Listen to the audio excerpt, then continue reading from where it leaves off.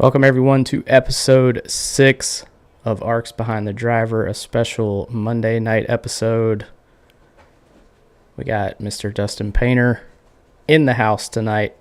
Stay tuned, we'll have him live here in just a couple minutes.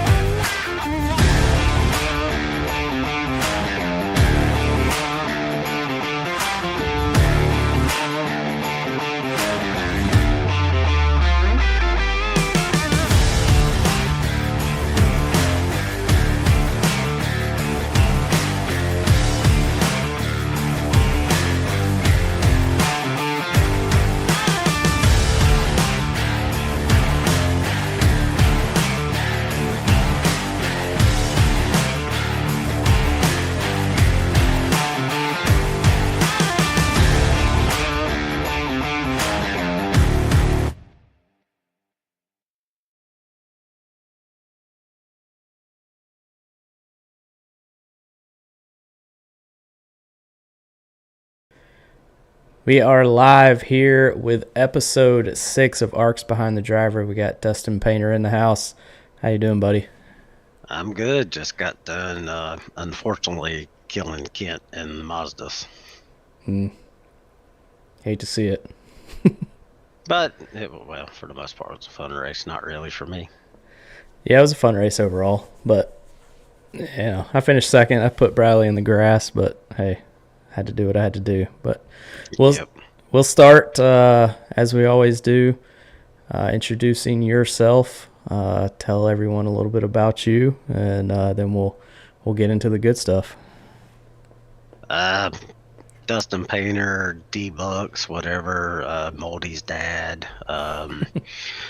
Gonna be Tommy Reynolds' guardian for the Atlanta trip, because if you read your laws on drinking, I could be his guardian, he can drink. So, but other than that, yeah, that's me. Awesome. Well, obviously, this podcast is just kind of a little bit of everything, but also trying to get to know the drivers behind the virtual helmets. So, one thing that I always ask kind of everybody is how they got their introduction to ARCS and kind of how they came into ARCS. So, tell us a little bit about your story on how you ended up in the ARCS community. Well, Drippy Slide 9. I'm original, so honestly, it probably goes back to Tommy first. So Tommy and me started not iRacing. We started online racing in 2008. Tommy Anders. So all the way back in 2008, we were wiping Moldy's ass in 2008. He was like 3. So, yeah, we started racing then, and just kept a friendship. Actually went to his place, he came down here for some races, and then I got him back into racing when COVID hit, and it's like, dude, you need to buy, I guess it was Heat 4, I think. Yeah, I think Heat 4. You need to buy Heat 4. So he bought Heat 4.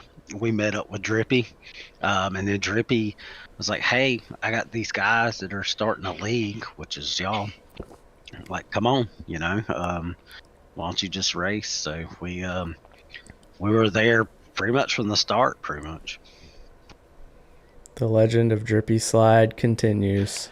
He does. I mean, he brought a lot of us original people over. If it weren't for him, I mean, I know, I'm the one who broke the bank on this dumbass being, a con artist. But yeah, if it weren't for him, I don't think half of us meet each other.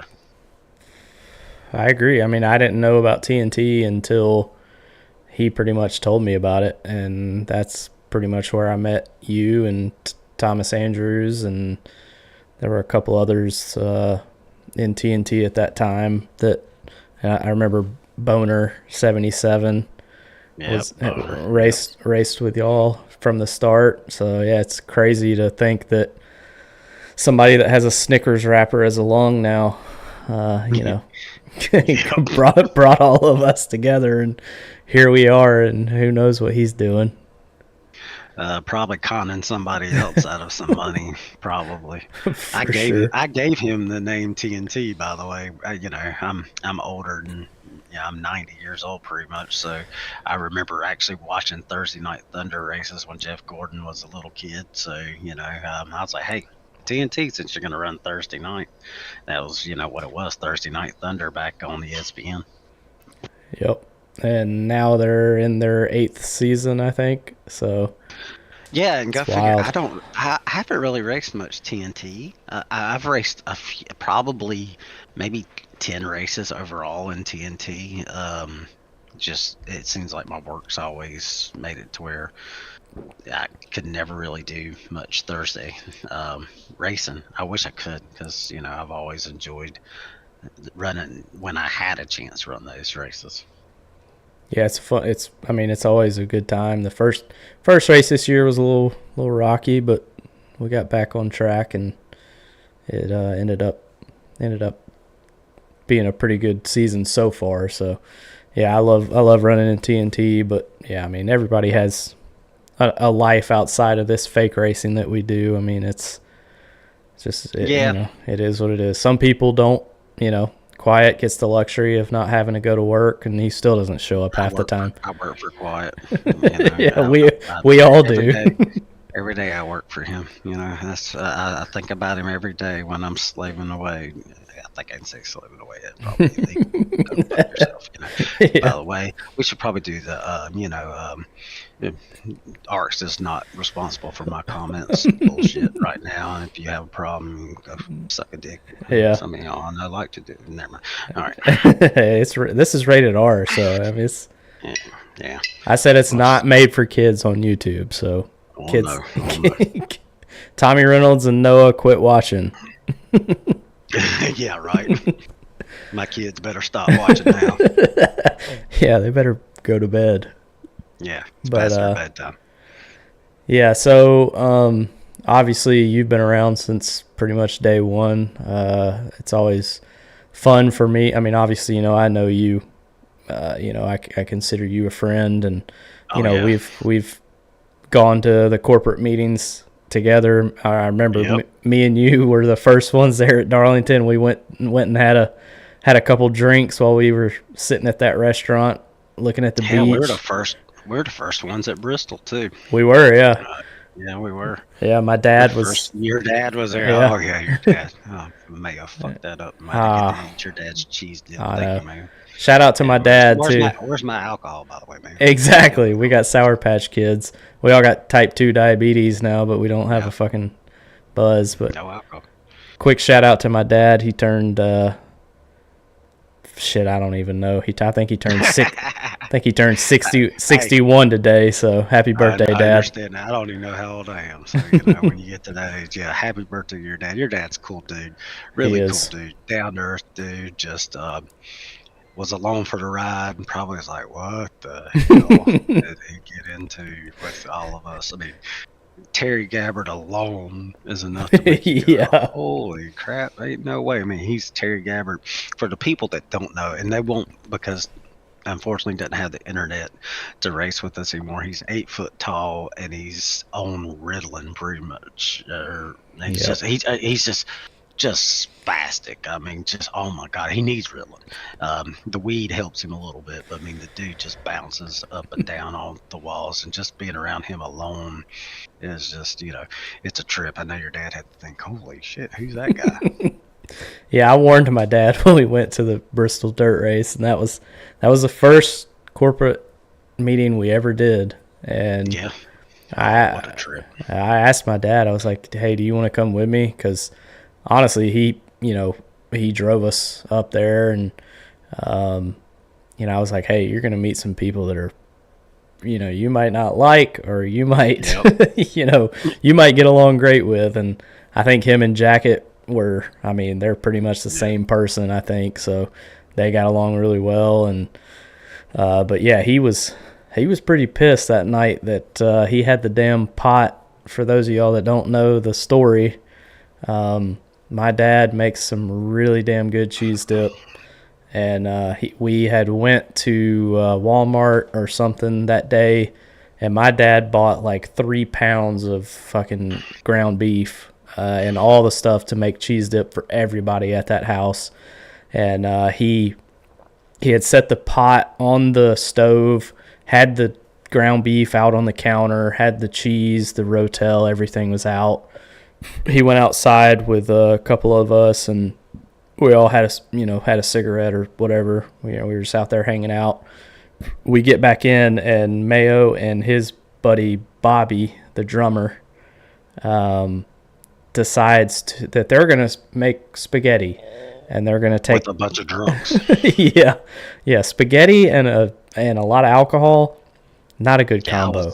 I was feeding so many people moonshine that like spaghetti's just not a thing to it doesn't mix well with moonshine. Yeah, cheese dip, you could handle cheese dip with a little bit of ground beef. That's an okay drunk meal. Spaghetti, but yeah, they started cooking spaghetti in that one pot. We only had one pot that was big enough for my dad's cheese dip. And I'll never forget, I was still outside, and my dad came back out, and he was like, somebody took my pot, and they're making noodles in it. And I went in there pissed off, and I saw that Mayo and Bobby were making spaghetti, and I was just like, you gotta be fucking shitting me. So that was a hell of a trip. The cat wanting outside, so hold on. Yeah. All right, back. There you go. Cat goes outside. But yeah, that was a great trip. But that race ended up getting rained out, so a lot of us had to leave early, unfortunately. So Yeah, I still remember Seth and Jacket. yeah, Poor souls. They flew all the way there, and hell, I never call out of work. That was the one time I actually called out of work because I was like, I'm not going to drive back yeah, Monday after the race. But yeah, you know what though? I always say that was probably my favorite meeting. More because it did rain and we spent more time at the house and got to really know each other more. agreed. Um, I mean, to me, that was my favorite. I enjoyed all of them. All of them were just, were exciting. But that first one is really special, just like I said, because I mean, Bristol had never seen that amount of rain. In fact, the campground at Bristol, a couple of them, they had 15 minutes. They were telling people 15 minutes to get out of your campground because the water was coming that quick. And I remember the next day we went down there and there were like huge tree stumps and limbs just Yep. all piled in, just everywhere. And I mean, like I said, of course, we go to a race and it's a record rain. Yeah, the first one, I mean, I think it was special just because none of us had really ever met each other in person. Obviously, we had seen each other on webcam, like we're doing tonight, but we had never met each other than, a few here and there that may be in the area, and, but we didn't have a big group of us that had ever gotten together. And to be able to do that, and I actually brought my rig that year. We had it set up in the basement of that house, and then Jacket brought his at Talladega. I mean, that was just. I mean, the Bristol trip was just so cool because it was the first time we had ever gotten 10 or 11 of us together, and we're like, holy shit, y'all actually exist in real life. Like, this is wild. Like, and now we can all hang out and drink together. And I remember we went to that truck race and it was so wet that when they took the green flag, the trucks. We made it a lap. Yeah, they made it a lap. They made it one lap, and the trucks' windshields were covered in mud.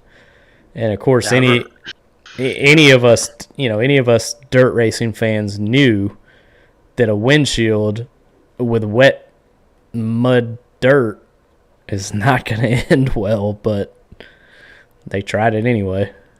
I remember listening to my buddy Freddie Kraft, and he was like, "They do know it's coming. Like we can see they could see the rain." He's like, "We could see it coming. Like literally see the rain coming." And he's like, "This is dumb. Why are we even gonna go green?" But NASCAR has that ability to do that a lot. They're gonna. If it's not raining on the track right then and there, they're going to go green, which I think they've changed the policy a little bit.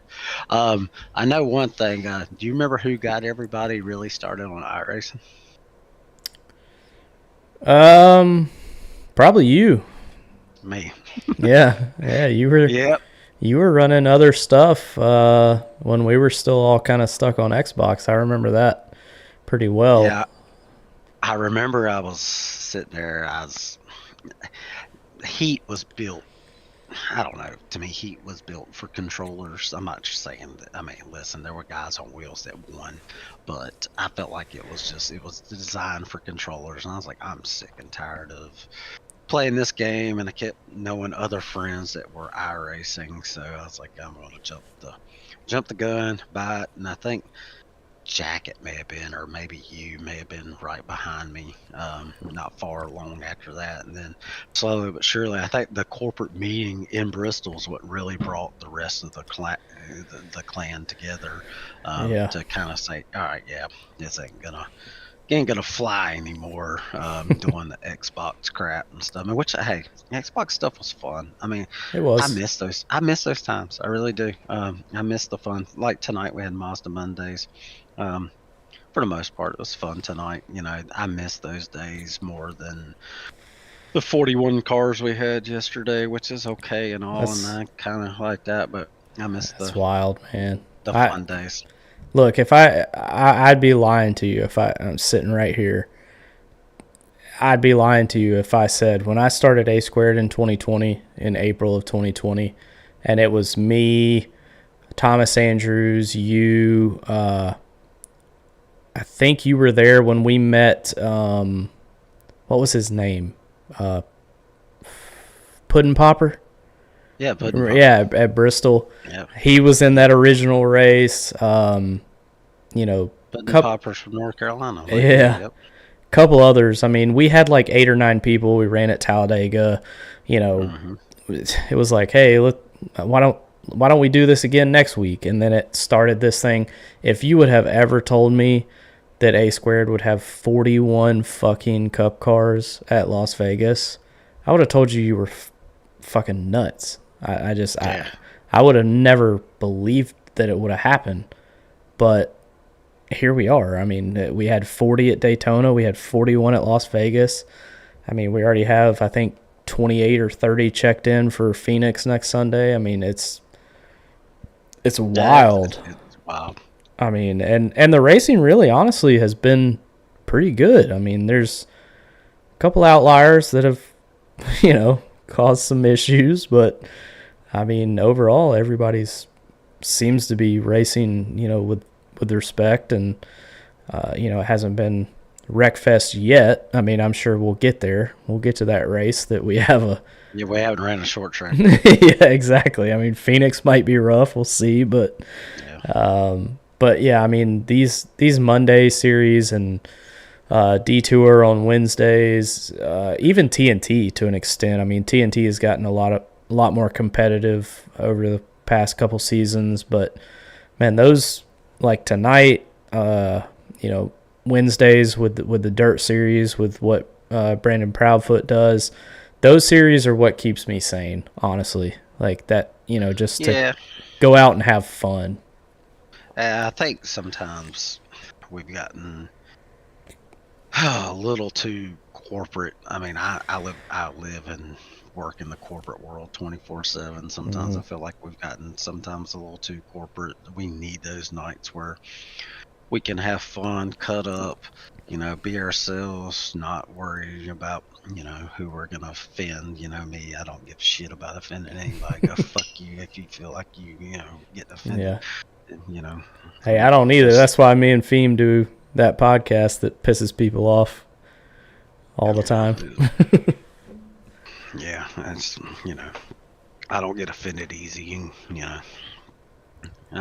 What is that? I think Aiden's got me saying I'm a weird looking cracker. Hey, it is what it is, But yeah, I mean, if it weren't for some of these, like I said, some of these more relaxed, I mean, even Friday nights, I mean, again, last year, Friday nights, wasn't the best. I wasn't really involved, but holy freaking shit. I mean, it was just like, it was a mess from the start. I think I raced 2 races. I may have raced Phoenix twice. Go figure. I did. I raced Phoenix twice. I raced the first Phoenix race and the last Phoenix race. But Jesus, the Discord was just full of shit. And I'm like, holy crap, what is going on here? I give you a guy who was awesome was Zach Millett. And I hate that he had a bad taste in his mouth for Friday nights, because Zach Millett, I've raced against him and all sorts of stuff. Dude, it may truly be the fastest guy on iRacing. I know you got the Ty Majeski's and guys like that, but Zach, I've seen race for quite a bit, and I think he could run with anybody. He could be the pro. He could care less about that crap, but he could if he wanted to. But yeah, hey, I hope he comes back. A couple of us been trying to talk him into running some other stuff, but that dude races in a league almost every night. So, and on top of that, has kids and everything else. So, he comes back.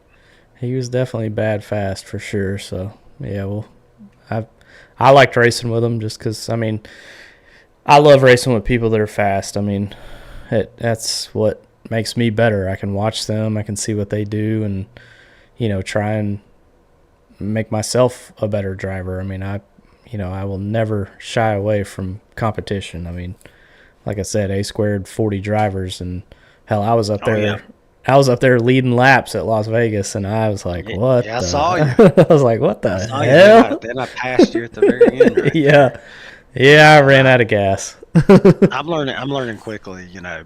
I raced a little bit A square last year. Did my job and my racing job kind of got in the way of just really running on Sundays. And honestly, you asked me to be a team owner. I was like, I don't think I've got the time.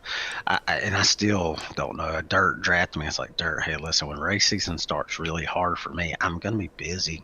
There's Yeah, I'm actually probably going to do a lot more traveling in the summer this year than I have before.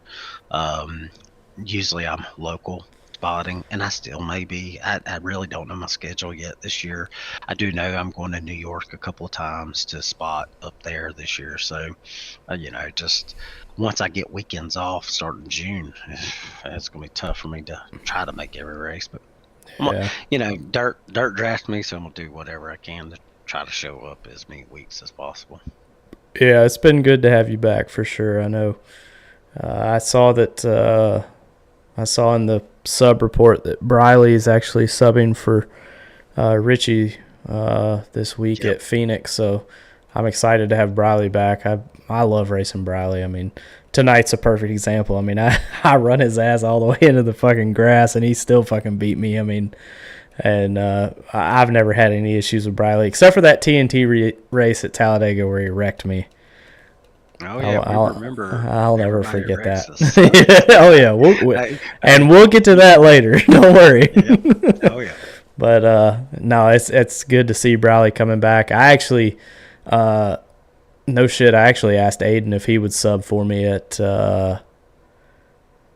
what's the first Sonoma, and he was like, "Nah, man, I can't. Like, I'm trying to back off." And I was like, "Hey, I get it. It's all good. So No hard Aiden's feelings." Aiden's getting ready to get missiles shoved up his ass because he's getting ready to join the Air Force. So good luck to Aiden there.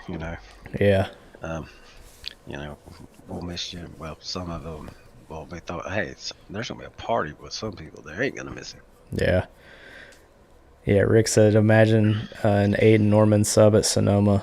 I'd love to see that. I tried, Rick. All right, I tried. I was thinking ahead.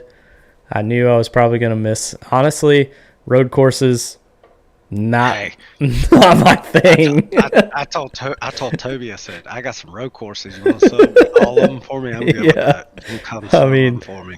I get 3 subs a year, and I'm going to make all those at road courses. Road courses, yep, I agree. Yeah. I mean, it is what it is. I understand where he's coming from. I mean, I've been trying to retire for 3 years now, and nobody will let me retire. So Nah, you ain't going anywhere. I've told you that I don't know how many times. yeah, everybody keeps telling me that. I don't know. I got to do something. Somebody's got to take over ARCS. Quiet, maybe. Yeah. Matthew Kent. No. Nah, I think you're good. You balance it out. Yeah, I get upset sometimes, but for the most part, I try and keep it between the ditches. I know that last year, especially at the end of the year, with me moving from Georgia to Michigan, I know that I was in we sometimes we get a little personal on this podcast, but I know Cody, I'll never forget what Cody said on his episode, when he left ARCS. He was like, he basically said, like, I don't know if anybody really even misses me. And then he said one person sent him a message, basically just saying, like, hey, hope you're doing all right. And he said that meant the world to him, and yeah, I'm so glad he's back. I know he's back briefly tonight. Like, just if he shows up once a month, he's so fun to be around. Just glad he's back. Racing in some form. Hated that he went away for a little bit, but I get it. I mean, he's got kids, young kids. I got a daughter. There are nights that my daughter's like Daddy, I want to play. Like, as we're getting ready to go in the lobby, like, she did it this Sunday. Mm-hmm. And I was like, hey, I tried to play with her beforehand. And then, after, try to, hey, listen, I'm going to go ahead and race now. But I get it. I think he's got more than one kid. He's got two, right? Yeah, he has two. Yeah, I mean, that's just, like I said, him coming back tonight for a little bit, I know, yeah, I think he got wrecked out early, but just Yeah. him being in the lobbies with us and stuff like that, it's awesome. Glad he's back in some form. Hate that his dad doesn't race with us anymore. I know Tracy was probably worse than him, just the fact of, time, he didn't have time. Yeah. As much. And then he's sitting there going, these kids are out here, they got all the time in the world, and I, Mm-hmm. second slower and stuff like that. Hell, I feel like that sometimes, Yeah. my time has gotten even, just strenuous just with work. I'm working longer hours than I was last year this time. So just don't have the time to practice. Sunday and Monday right now is my only two nights as of right now I can race. Yeah. Yeah, I feel the same way. I mean, I came into the Las Vegas last night, that session, and really didn't even practice. I mean, because I was watching the real race, and by the time it ended, and I saw that finish, it was like qualifying was pretty much starting. So, I mean, I feel the same way. I mean, I'm working, 5-6 days a week, 10, 12 hours a day. I mean, Yep. what do you do? And then you come home and you have other stuff going on. I mean, we just moved from where we used to live to our new place, and we still got stuff going on with all that, and it's tough sometimes. I mean, I try and race as much as I can, but yeah, practicing, practice is, I don't know what practice is. I haven't practiced for a race in a long time. Yeah, I mean, there during COVID, I mean, I was still working. I was an essential employee, but my route at the time was a 37-hour a week route, pretty much. So, I had plenty of time to practice and all that stuff. Now I'm up to over 50 hours a week, so that time, just isn't there. I still, honestly, I just want to go have fun now. I still get competitive. I mean, especially Sunday nights, you sit there and you think, like, I think it was this Sunday night, you're like, man, I got in the lobby at 5. I made a few laps. I was like, you trying to watch the cup race, but you're like 5 to 9 o'clock. You want to be competitive, by then, because I've wasted 4 hours of my time. But Yeah. at the same time, I just want to come back and just enjoy having fun, enjoy really being around, the guys more than anything else. Just that part to me, I've always said means more than winning a race. Hell, you know as well as anybody, I've taken out a few son of a bitches because they disrespected ARCS, and I'll still take out a few son of a bitches if they disrespect ARCS. That's just me. Yep. I'm going to put ARCS before me, any day of the week. Shout out to, what was his name in the IndyCar thing? I wrecked the son of a bitch. SKD? No. Oh. No, James Pierce. Oh, yeah. Yeah, R.I.P. James Pierce. He's no longer welcome in ARCS. Yep. Yeah, that was a whole nother story. So was, I've never seen somebody pull over to. Well, I have. Mark the Fat Shark did it one time with Jaco. And so that story was, he actually cost me a playoff spot in the trucks. And then you wound up just kicking him, and I got in. So I remembered that. So funny story behind it was, I wasn't even racing whatever the playoff system was that y'all were running. I was watching. I wasn't even a participant. But I saw him do it, and I knew it was going to affect somebody, which it did in the end. It affected somebody. And I remember that. I was like, you know what? You gonna pull over and take a dump on ARCS? I'll go in where he was leading the points. I'll go in and take a dump on you. I dumped you straight in the freaking wall. Yeah, I remember that. That was, man, that truck series on the Xbox, man, that was wild. I loved that. That was fun. For sure.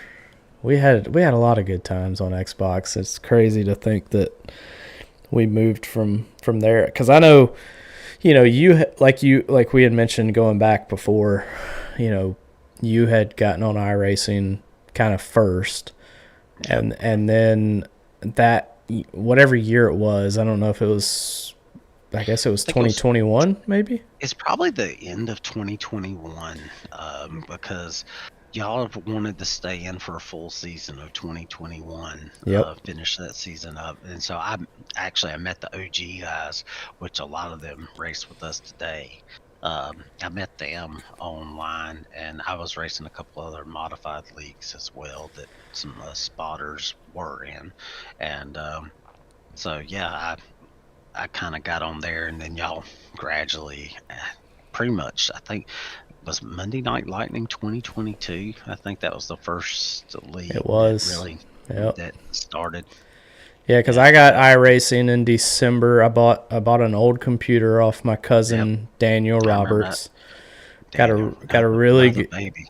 Yeah, got the baby. Yeah, holy crap, Daniel! Slow down, buddy. Yeah, slow down, buddy. Yeah, congratulations. Yeah, congrats, but his pull-out game's weak. So yeah, very weak. Baby number 2 on the way. But yeah, that December I got. He had an old PC that he was getting rid of. I bought it for $200, which is a steal at that time. It wasn't the best computer. It's actually literally it's still sitting right beside me. It's Kenzie's computer now. And I bought iRacing in December of that year, and it seemed like, and this could just be in my head, but it seemed like as soon as I was like, hey, I got iRacing, it wasn't 2-3 months later, we had like 15 people that were like, hey, we got iRacing too. What are we going to do? Yep. And then that's when we had Elliot Longenecker. Elliot was an OG guy originally. Yeah. Yep. And Cody was involved as well. They started Monday Night Lightning, and that was our first year. We ran the Gen 6. Well, at that time, it was the Cup car. I mean, it wasn't a Gen 6. It was just the Cup car. But it was a little rocky.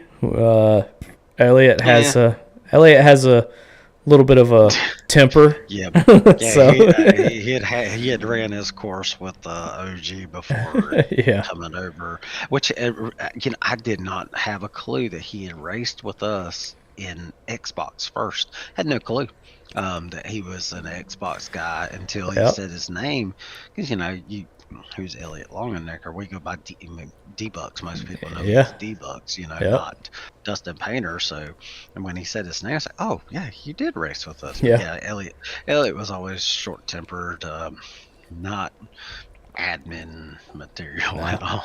I remember his Xbox gamer tag was I Make You Laugh 5. Yes. And he ran I don't think he made many people laugh. No, he did not.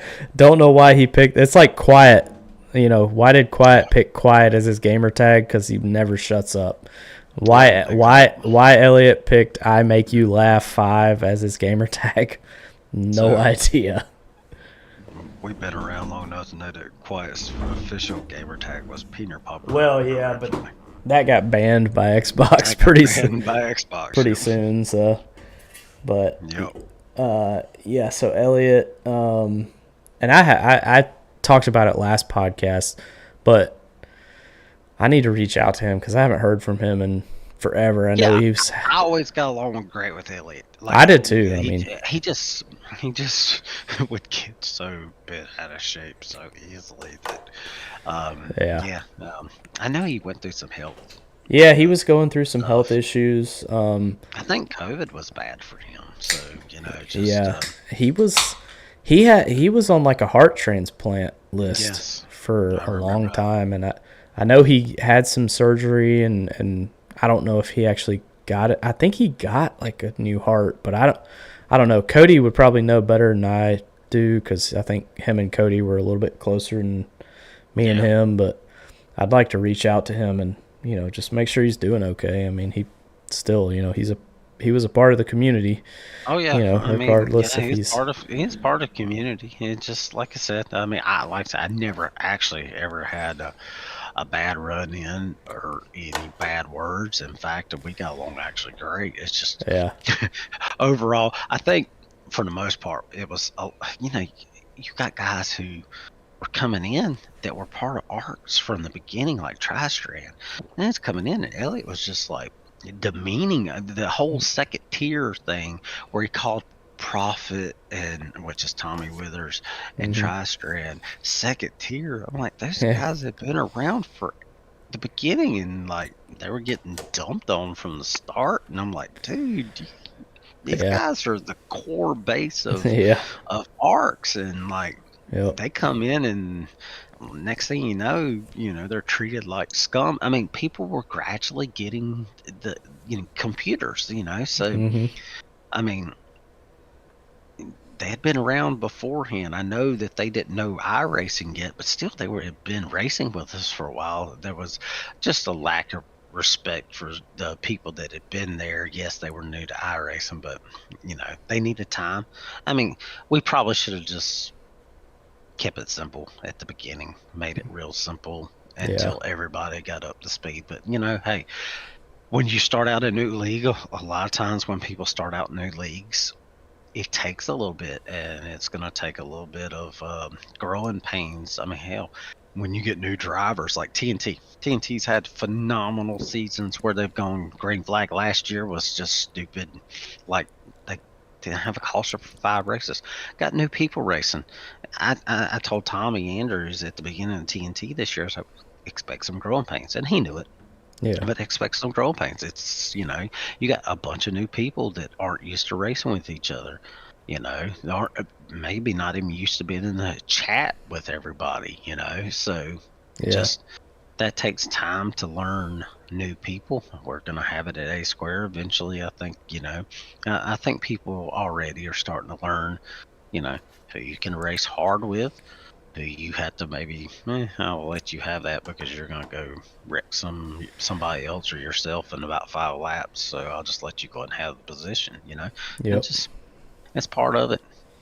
Absolutely. Yeah. I mean, it's anytime you add new members, which is what every league is trying to do. I mean, we're Yeah. all trying to get bigger and better, and I mean, I don't really fully understand it, but I know that it has to happen, or I mean, I don't remember who said it, but somebody famous said, like, oh, shit, I think it was actually my boss at Standridge Color, Bob Standridge, fucking piece of shit. If Cody's still listening, he knows who I'm talking about. But he told one actual good quote he told me one time is if you stay the same, everyone else is just gonna pass you.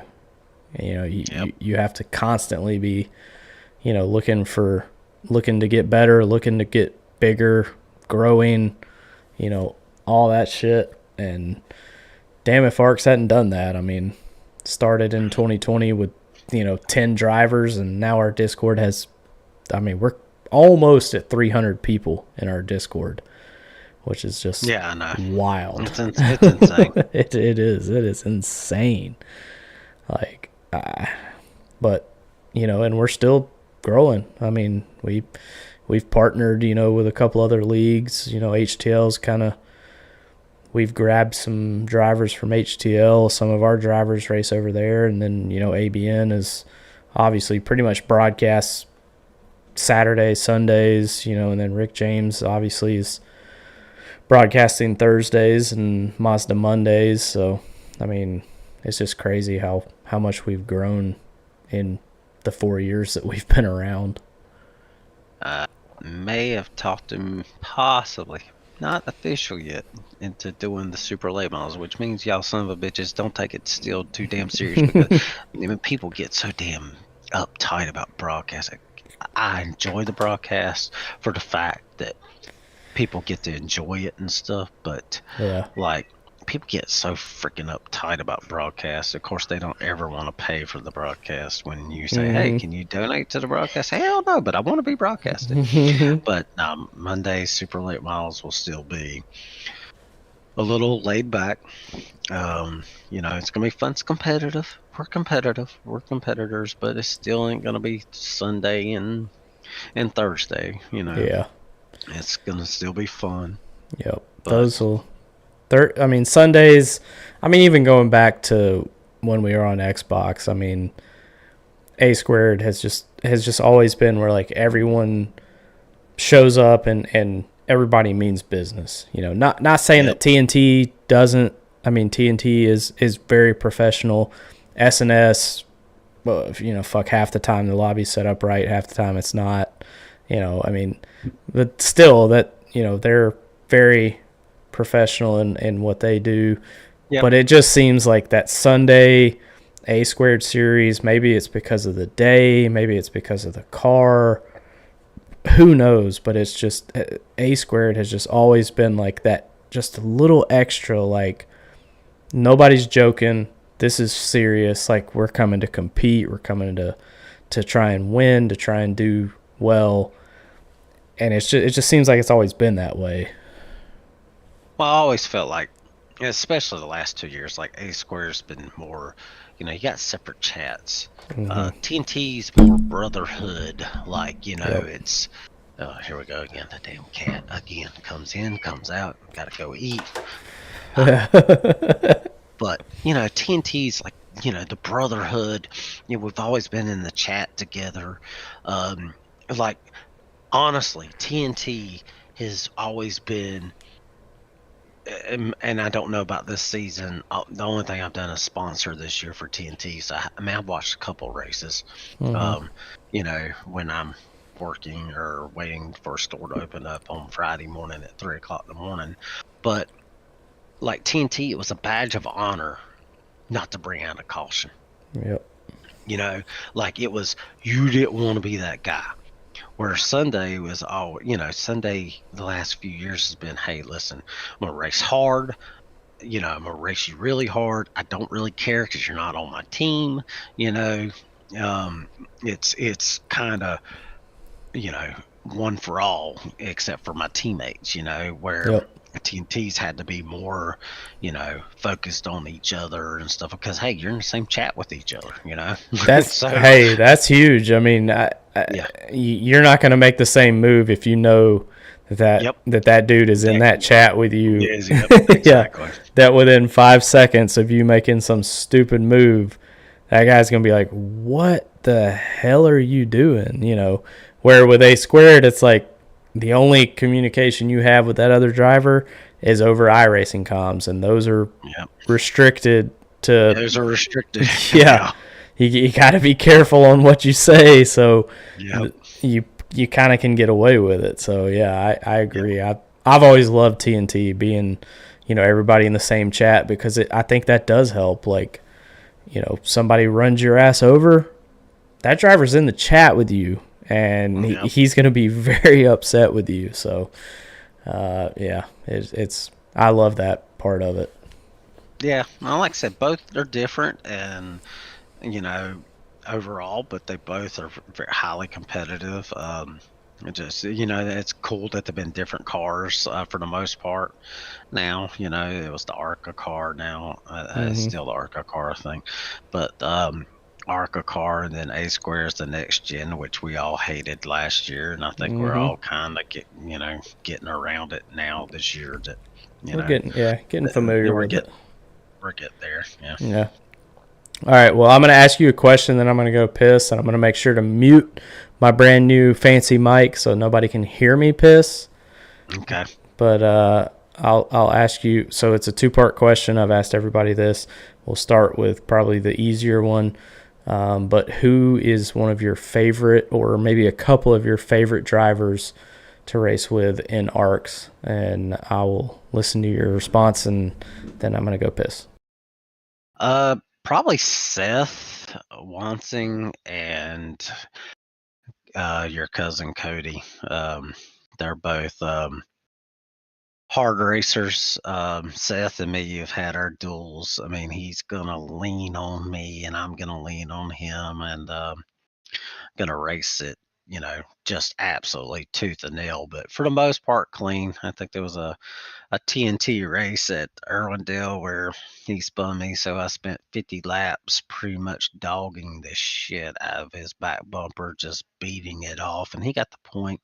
But for the most part, Seth and then Cody, me and him have had some great battles, and probably the other one is Austin Purnell.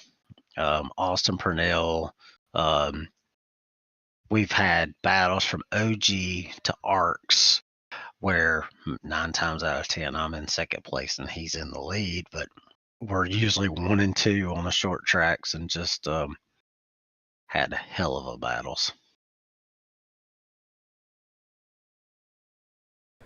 Perfect timing. All right, so yeah, I know. I was listening. I could still hear you. I just couldn't say anything. I know you could hear me. Yeah, I wish Austin.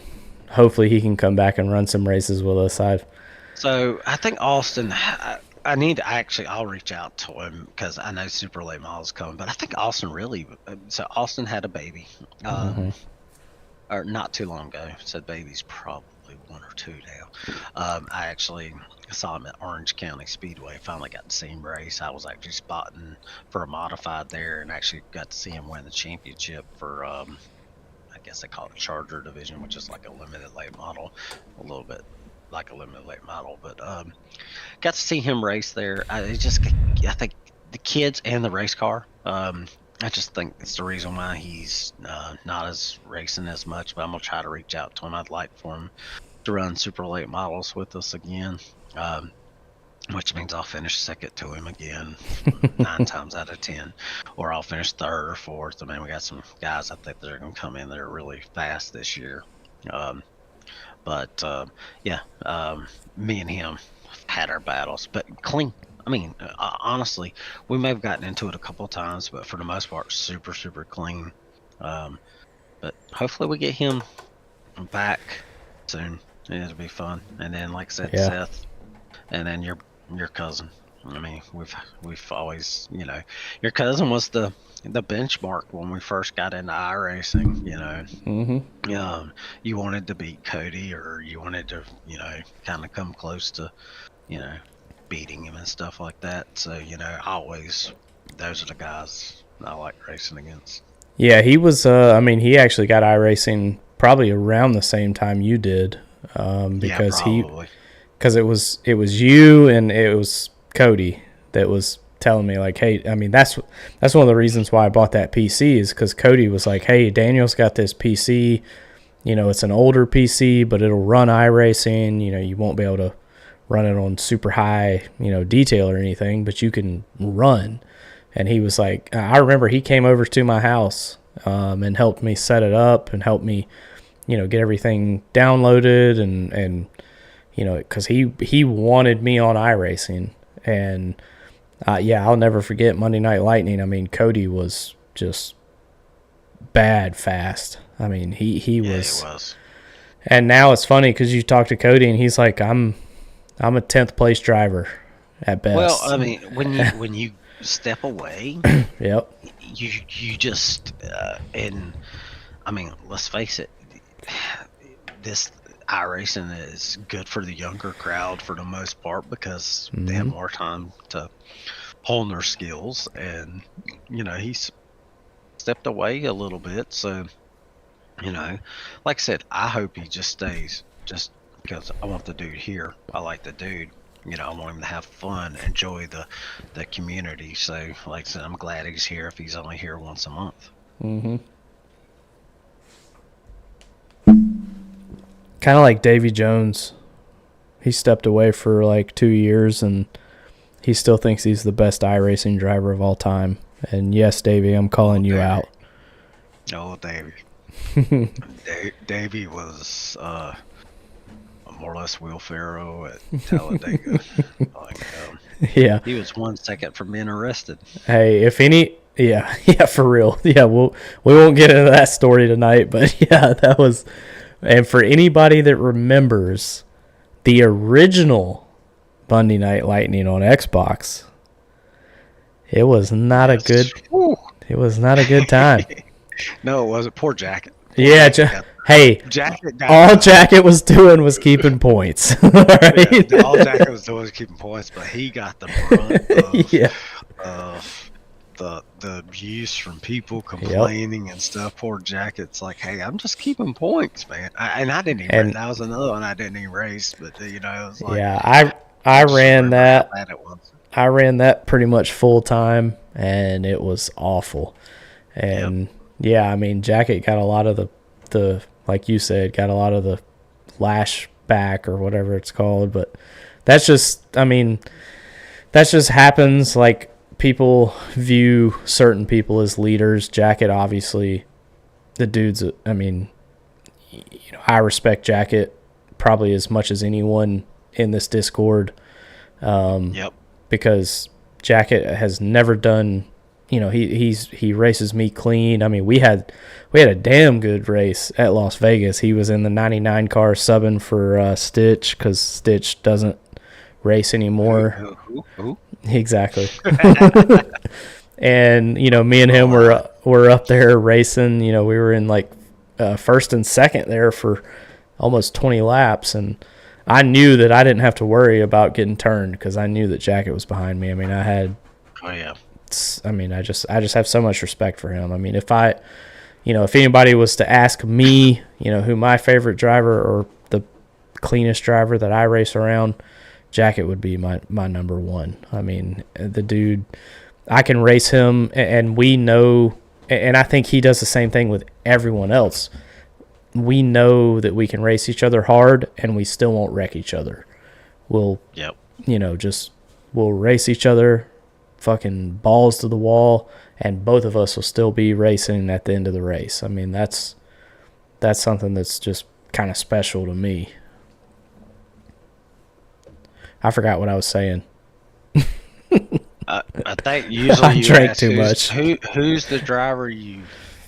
Oh, least- yeah. The next question is, who is your? So before we get into this question, let's just give the viewers that don't know a little bit backstory about one of your nicknames. Is the Trash Man. Yep. And it is, look, I'll, for anybody that's listening, because I know from experience, you race this man right here clean, you will never have a problem with him. But you race this man dirty, or you do something and you don't say something. Like, I have run over Dustin before. I've run his ass over, but you best damn believe that as soon as it happens, I'm on that damn comms or I'm on chat, and I'm like, dude, I am so sorry. I did not mean to do that. Because most of the time I don't. But the Trash Man has a nickname for a reason. So moving into that, Mr. Trash Man, who is your least favorite driver, or we'll give a couple, maybe two or three, who's a couple of the least favorite drivers to race around in ARCS? Well, the first thing, the Trash Man actually started. Like I said, most of the people I've ran over, I wasn't even a part of the race that it happened before, but they were being asses to the ARCS community. So the Trash Man thing started. Literally, I was watching I think it was not a charity race. It was a race for money for Darlington that y'all were doing on iRacing. And Nick Prissy was 2 laps down, and he took out the leader. He took out a couple other guys. This guy's 2 laps down. He's mad because he's 2 laps down. So lo and behold, I finally run a truck race. I've only ran probably 4 truck races ever. And Nick's in first. I'm in second. I moved him out of the way. Made sure I moved him out of the way. And I get an interview from that person. And they said, and I said, you know what? I'm taking out the trash. And I meant to send that son of a bitch to the wall to prove a point. That, you know what? You asshole. You ain't going to race people like an idiot on iRacing when you're 2 laps down and not respecting the leaders and everything else. So guess what? I'm going to take you out of, I mean, I won the race, but I'm going to take you out and I didn't wreck him. I didn't wreck him at all. I just sent him to the moon, but I didn't wreck him. But when it comes to actually people, the first person comes to mind, Macho or Macchiato. Oh yeah, That's old school. yeah. Old school. That dude raced people like an idiot. I mean, I think pretty Hmm. much everybody on the Xbox did like racing that guy. I mean, seemed like a super nice guy, but still just, I don't know. He was from Just California, so I yeah, I didn't like him to start with, but and then anybody that had ever been in a chat with him knows that he did that weird little laugh thing. he yep. sounded like Beavis Yes, and Butthead. yes, he did. Oh my goodness.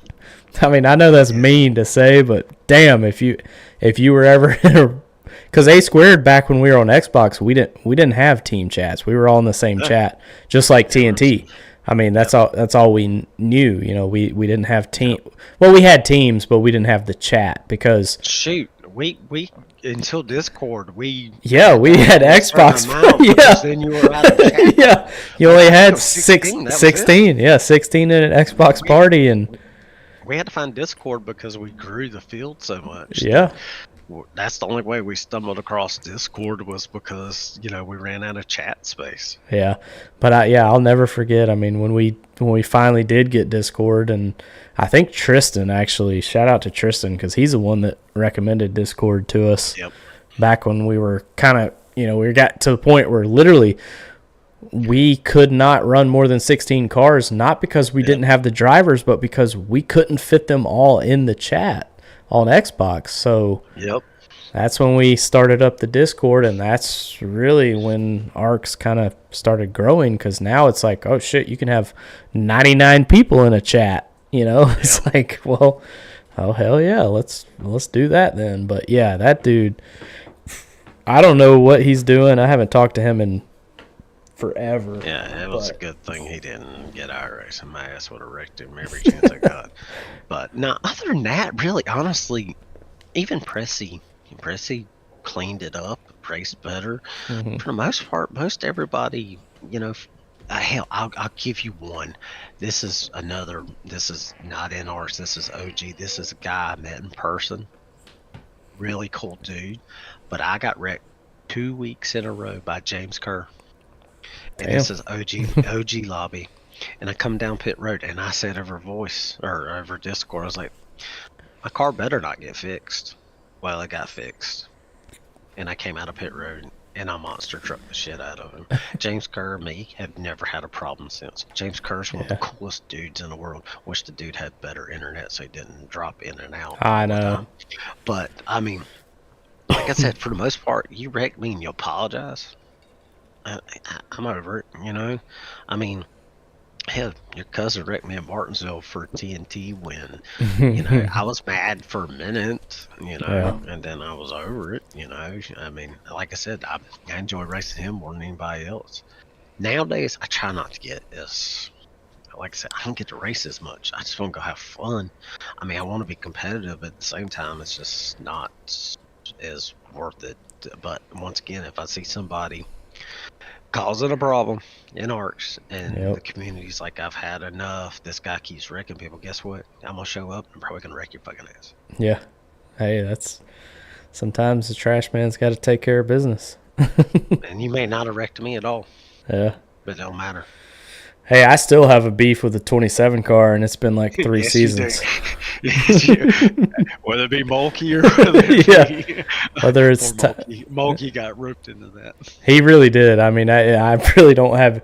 Now, Moki did wreck me in one of Yes, the he did. races That last was year, funny. That was so funny. I was like, oh my god, poor Mulkey. and it He knows just the whole story. yeah, it made it. But yeah, Tyler for Briley and Toby and Cody Riggs, your buddy Tyler Patterson is really the one that started the fuck the 27 campaign. Yes, So he did. yeah, that was 2 weeks in a row that he wrecked me, and poor, like you said, poor Jack Mulkey came in and, hey, I'll take the 27. Yep. Yeah. Alrighty then. Good luck, Don't buddy. wreck Ryan. Yeah. No, I mean, besides the 27 and Daniel Michelle last year a couple times, got I me. had to say I had issues with Michelle, and I Yeah. actually wrecked him. I wrecked him, and Yeah. I sent him a message. I was like, dude, you're not gonna run over people. Like he would be super aggressive now. But at the end of the race, when I mean super aggressive, I'm gonna door you, and I don't care what happened. He wrecked me at Phoenix, and I'm like, dude, I get you want to win races, and Yeah. and this is the thing. I guess that's where I'm different than a lot of people. I want to go into a league. I want to try to gain respect by being clean. I want to get in a league and just like I'll be honest with you. I've already heard the grumblings. I ain't had any issues with the Connor dude. I'm glad he's gonna run super late models with me. I really Mm-hmm. am. I'm excited. He's probably gonna kick my tail. I don't care. Have fun. But Yep. people have all of a sudden already started the grumblings. I'm like, okay, if I say it get too out of hand, he'll meet me. Yep. But I mean, like I said, I mean, just race people with respect, and you know, if you wreck them, apologize. I mean, like I said, to me, wins and losses don't matter more than the community being a better community and racing better with more respect and having great races and the arguments, whatever. I read them time to time. I don't time to time. Yeah. But like I said, when I start hearing there's a bad apple in the bunch, don't make me. Yeah. Well, we had Connor on the podcast a couple episodes ago, and That was a good podcast. I enjoyed it. yeah, I mean, I talk about it on pretty much every episode. I always get a little nervous with some of these newer people because I've never talked to them, other than, a little bit here and there, but really haven't ever sat down one-on-one with them. I'm not really as worried when I talk to Cody. I mean, I've known Cody since he was a baby. I've known you for 4 years. I don't get quite as nervous with our podcast, but some of these newer people, especially like Connor, I was like, how the hell am I going to talk for an hour with this guy when I don't even know who the hell he is? It's cool to learn, about Yeah, them and stuff. I mean, it like I said, is. Dale Markowski is like a dude I want to have a beer with. Awesome Yeah, dude. That was an awesome podcast. I was driving to Florida to hit the spot for some racing at Speed Weeks and got to listen to, I think both of them. I know it was Terry Freer. Maybe Connor was, later. Like I said, I'm glad. I'm glad we have new people. I really am. yeah, I truly am. Because if we don't have new people, we don't have like Toby Estes that we meet. mm-hmm. Who's come to the meeting. We don't have Kevin Feimster. I know Feimster was an OG guy I brought over, but still, these people. I want these people that are new to come in to want to be a part of the ARCS community as much as racing. Yeah, I feel like sometimes people come in and they're here to race that one race, and that's it. They give shit about ARCS. And that, to me, and that's not me. I'm about this community. This community being strong, this community, staying a community. Hell, we've had, I know last year it got ugly in our community a little bit, I think. And, I'm over here trying to make sure that this community stayed together because I want us as a group to be better. I know it sounds weird. I'd rather have a group of 15 that care about the community than a group of 300. yeah, I want the 300 people to be here if they want to be a part of the community and enjoy racing with us and have respect and stuff like that. I mean, if you want to, I mean, the community is going to always argue and grumble and fight and stuff like that. But at the end of the day, love the community, love the ARCS brand before anything. Yeah, I mean, we put a lot of effort into, I mean, shit, you look at the schedule. We're running Monday night, Wednesday night, Thursday night, Friday night, Saturday night, Sunday night. I mean, shit, what other community can you go to where they're running 6 nights a week and with, I mean, pretty much an average of 20 to 25 cars every single night? Obviously Ignition has struggled a little bit just because the 87s are a kind of a cliche car. I mean, some people love them, some people hate them. You know, it's kind of like that in between. But you know, SNS moving to the Gen 6 car, TNT with the Gen 4.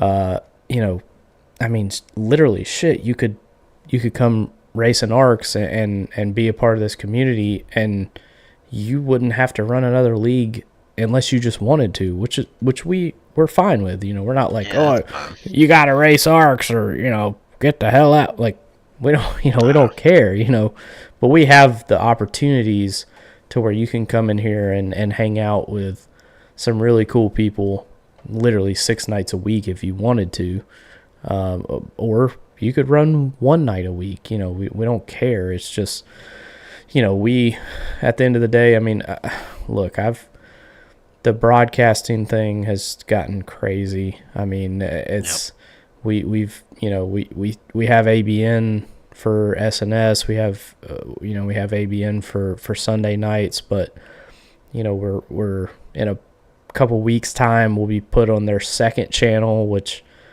you know, those of y'all that were in that chat that night, you know, I was kind of like, well, that sucks. But, I mean, you can't blame ABN because Winstell's coming in paying ridiculous amounts of money. So I'm not the broadcasting thing. Like I said, I love Rick James. The ABN thing, I'm not gonna go down that road. I love Rick James. I know he does TNT for free, or for free. But I enjoy the broadcast for the fact that other people see it and it brings us in. Do I watch broadcasts back over? No. I do watch broadcasts that I don't race in. I don't watch broadcasts or that I don't race in. I watch those broadcasts. Like, you know, if I'm, like I said, Friday mornings, typically I'm waiting on a store to open up. I got 30-40 minutes for a store to open up. I watch TNT's as fast forward as I can to watch that broadcast, just because, you know, I sponsor everything. I just want to see how things are going. But yeah, people get so, like, they won't race a league because it's not broadcasted. Yet when you go, hey, you want to pitch in $10? Crickets. Yeah, broadcasting is not cheap. I'll be the first to it's not. Say that. I mean, I you know, now that I have my 2 monitors back, I mean, you may see less of me on the track and more of me in the booth. I mean, that's what I mean, I like racing. I really do. I enjoy it. But, man, broadcasting, like, Rick James really gave me that start. Like, I never thought that I was worth a shit at broadcasting, but I'll never forget that when he started, I joined him in one of the races because you remember originally TNT, that first season, I was only a sub for certain people. So when they didn't need me, I didn't race in TNT, but Rick James was still broadcasting. So I sent him a message and I was like, hey man, if you ever need like a second person, like I'd be willing to, you know, help you. I mean, I don't know how good I'd be, but you know, I could help you if you needed a second person. And Rick James was like, absolutely, you know, come in here and help me. And I remember the first race that I called with him, I was so fucking nervous. And I know that, like, at the time, Rick James probably had like 100 followers or something, you know, or maybe not even that. I mean, it was like, you know, just this little channel at the time, but I was still nervous as shit. And I got in there and I remember watching on Xbox, and I had another monitor that had my Discord, and he'd be sending me messages being like, hey, don't say this here, or you know, don't say because I'm bad about saying all the time. You know, tripping over my own dick. But Rick James taught me, and now I love it. I mean, I've called some races and with Ignition, and I'd love to get back into it now that I'm back set up. But I guess just a little mini shout out to Rick James, because he helped me kind of find my voice in the broadcasting world. I think I'm in like 30 discourse because you, me, and Deplorable went and like broadcasted. Yep. I don't know how many races. Like I'm looking right here. I'm in Lone Star, which I've never raced Lone Star ever. XRL. We broadcasted that one, and like there's a ton of them. I'm in still their Discord just because you, me, and Deplorable, which is Terry Gabbard for all you people who don't know. We went in as a 3-man team and broadcasted. In fact, we broadcasted. I think we broadcasted an OG race originally. I think we went in there and broadcasted one of their races, and the next thing you know, the next week we're all in there running Xfinity race and stuff, and that kind of got us partnered with OG back then. So yeah, that was kind of cool right there. Yeah, it was. Yeah, I remember those. I've talked about it before, but I'll never forget the time that me and DP we were calling a Leading Edge Pro Series in Xbox, and called a race at, I think, Daytona or maybe Talladega. It was a great finish, just a badass finish. And the next morning, I get like 30 messages on my phone through like, text and Facebook Messenger, Discord, and they're all like, dude, go check Twitter. And so I went on Twitter. NASCAR Heat 5 had reposted our call of that race on their official NASCAR Heat 5 page, and I'm like, holy shit, I'm famous. Like, this is great. Like, yeah, I mean, yeah, it's a blast. I love doing that, but I do love racing too. So it's one of those things where it's like, shit, do I want to race or do I want to broadcast? It's a fine line, but so let's see, what else can we talk about here?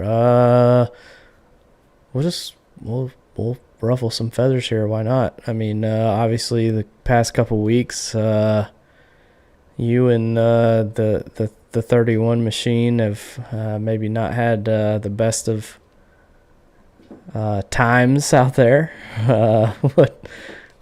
Walk us through what's going on there between the two of y'all.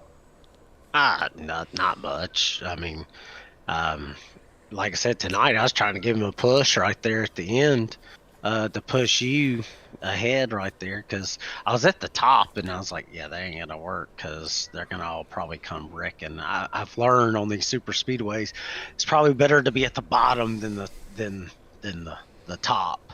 So I got into him. I think he got into me at Concord the week before. It just happens. I mean, it's Mazda Mondays, It's just Mazda Mondays. It's fun. Yep. But yeah, I got into him tonight, wrecked him. I think I cost him the championship. Like I said, I was trying to give him a push. I was trying to get everything I could too. My goal was to try to get y'all out ahead and then try to weave my way through, but it didn't work out. In the end, he wrecked. Yeah, just one of those things. I will say this. So going back to, I know we've had the issue. I'm gonna ruffle some feathers here about Friday nights, because I've not been a part of Friday nights, but good Lord, have I heard about Friday nights. And this is last year, not this year. I hadn't heard anything about this year. And just, it's not good when I've got like 10 people, Zach Miller included, who are sitting there going, dude, this ain't gonna work. Like, so I hope Friday nights grow. I really do. 87s are challenging. I'll give you that. 87s didn't work in OG. They tried. I love the 87s. I can't. I work. I'm like up at 2 a.m. on Saturday, so ain't no way I'm running Friday nights until June. Then I could run anything Friday night because I'm off Saturday and Sunday, June through September. I say that, and if I'm headed out of town to go spot, then that ain't gonna happen. But like I said, I hope whatever happens with Friday night that it gets better. I know there's been a lot of crap that's just there's. I'm gonna be honest with you. There's about 10, 12 people that love to run Friday night, but they're not gonna run Friday night the way it is right now. Just not. And that's sad to say, but it's the truth. I hear it. Like I said, I'm not involved. I would run Friday night if I could. Like I said, I can't. But like I said, I will say this: when you're an admin of your league, I'm about to be on Monday nights. You gotta be harder on yourself than anybody else. Thomas Sanders gave himself a 25-point penalty for a caution that shouldn't have been a caution. And I told him, I said, I didn't think you deserved a penalty, but I like what you did, because when you're an admin of your league, which I'm about to be an admin of my league, which I'll be honest with you, I can't be the trash man on Monday nights. I can't because I'm the admin of the league. I cannot. So I've just got to, I got frustrated last year. I got taken out. I don't know who the hell took me out, but I got taken out. I lost the championship last year on Monday night, and Austin Purnell won. I was upset for 5 seconds. I was actually more proud the fact that we had a decent crowd and things went good the last 2 or 3 weeks. Like I said, I'd rather it be good and people enjoy themselves than me benefit from it. So I'm just saying, if you're an admin of your league, you've got to be harder on yourself and don't let it benefit you more than anything else. Yep. But I will say that. And then just like said that, I've heard that blowback. I've heard the blowback about Kent. I will say this about Kent.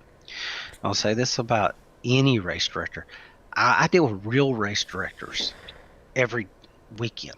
Race directors are the most hated people in the world. It's a thankless job. I'm telling you right now, if a race director has a good race, ain't nobody from drivers, spotters, crew chiefs going in real life, just as this is real life, gonna go, hey man, you did an awesome job. No, they're gonna get their ass chewed when things don't go their way, when somebody gets called out, or when a race director black flags somebody or something like that. I think Kent's, I know this is going to piss some people off, but I think Kent's the right person for that, because I think he can handle it. I will say this, just be careful. I mean, there's just people are going to be pissy at you. They're going to hate you. As a race director, you have to have thick skin. Honestly, every race director I've met has been an asshole. It's just plain and simple. And they have to be that. They have to be that. And I'm going to tell you right now, there's people right now that it's going to drive them nuts. I will say that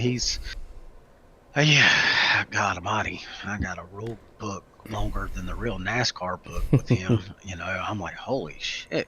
We can calm down a little bit. But I get it. Like I said, I actually do get it. I do get it. The fact that, I've seen real race, like I said, I've never met a race director that's truly liked. I mean, it's just from the Wheel and Modified Tour director, I think it's an awesome dude, but at the same time, he's chewed my ass out for being late to a spotters meeting because I had to work. I got called to the actual NASCAR hauler at Bristol Motor Speedway, and I was like, what did I do wrong? And they're like, well, you weren't here for the meeting. I was like, well, how's that work? I have a job. So I went in there to the actual NASCAR hauler, Cup hauler, because the tour used the Cup hauler at the time. Now they have their own hauler. And he's like, why were you not here for the spotter meeting? Which, by the way, was 8 o'clock in the freaking morning. And I was like, I had to work. I have a job. He was cool about it. He was going to penalize my driver 15 minutes for practice, and luckily we didn't get penalized. But I've, like I said, race directors, and Kent's going to get his ass chewed by a lot of people. It's going to be a tough job. He did good this weekend. There was a possible caution at the end that wasn't actually a caution. He didn't call it, and I looked at it, and that was a good job of not calling the caution. But it was close. It was really, really close. It could have almost been.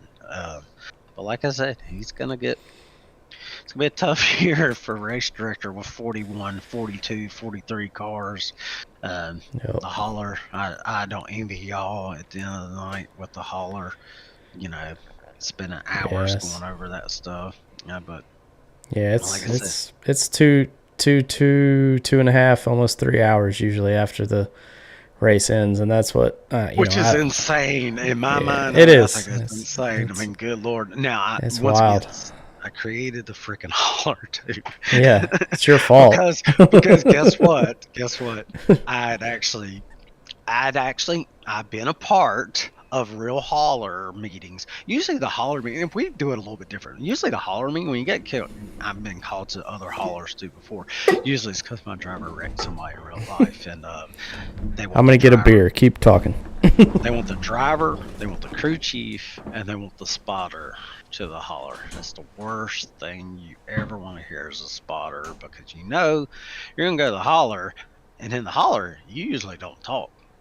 It's they're talking and they're chewing your ass out over stuff. But every now and again, they'll allow drivers to discuss things with each other. Normally, it's usually them saying, "Hey, you A and you B, you better start getting along, or we're gonna rip you a new one. We're gonna park you, or we're gonna black flag you, or whatever." So, in fact, New Smyrna, I saw. I've maybe only seen it once before. I was spotting the super late model race, one of the super late model races, and the leaders, Connor Jones and somebody else, they're tagging each other, and it's caution. And all of a sudden, here comes the race director up on top of our spotter stand. He's below us. He comes up over, and he's like, "Hey, you two, come here." Talking to the spotters, quit the crap. And by the way, I'm about to go ask him, "Hey, am I the lucky dog or not?" And I said, "I'm just going to go walk over here." And I'll go, because most people don't realize there's actually usually a spotter official on top of a roof. So I was like, I went to the spotter official. I was like, when he goes back downstairs, back in the room, can you go ask if I'm the lucky dog or not? I wasn't about to. He was pissed. And like I said, I was like, yee, Yeah, I agree. I mean, it's tough. I mean, and a little bit about Sunday nights. Most people that are probably 75% of the field is just drivers. I mean, y'all show up, you run your race, checkered flag flies, you leave. A couple of y'all may have to go to the hauler to talk to a couple of people that you ran into or may have had an issue with, but, just know that there's a group of 4 or 5 of us that after that race ends and the checkered flag flies, it may be 9:30 for you or 9:45, but those other 4 or 5 of us that are, looking at every single incident in the entire race to do penalties, to look at incidents, to look at any issue that the driver may have had. We're taking time out of our Sunday nights. I mean, hell, we all have to get up Monday morning and go to work. We're out there looking at these races at damn near 11 o'clock at night most nights, to try and be fair, to try and be, as fair as we can. I mean, that's the biggest thing. And sometimes we make calls, and if you don't agree with it, you can appeal it. And, I've made that very clear to Kent that I want to make sure that a majority of the admins are present for these appeals so that we can look at them as a group, because as any driver knows, other than Kent, the other admins are in that race. And the night of, when we're going through and assessing penalties, hell, I might be pissed off. I might be happy. I might be sad. I might be, Tom Sears might be pissed off. Seth might be pissed off. And we may say, "Oh, yeah, so-and-so fucking wrecked this motherfucker. That's an at-fault caution, or that's a penalty." But if you appeal it, and let's say that me, Seth, and Lurkin are all pissed off Sunday night because we all got wrecked or we ran out of gas or we whatever, we go to bed, we get some sleep, we go to work the next morning, we come back on, we're cooled off, we're back to our normal selves. We go back and look at that appeal that a driver may ask for. We may all have a different outlook on that, how that event happened. So that's why we have that appeal process, because in the moment, we might agree that so-and-so is 100% responsible for this wreck, but then we may look at it the next day and go, you know what? Yeah, now we see that he actually, stayed in his line or whatever.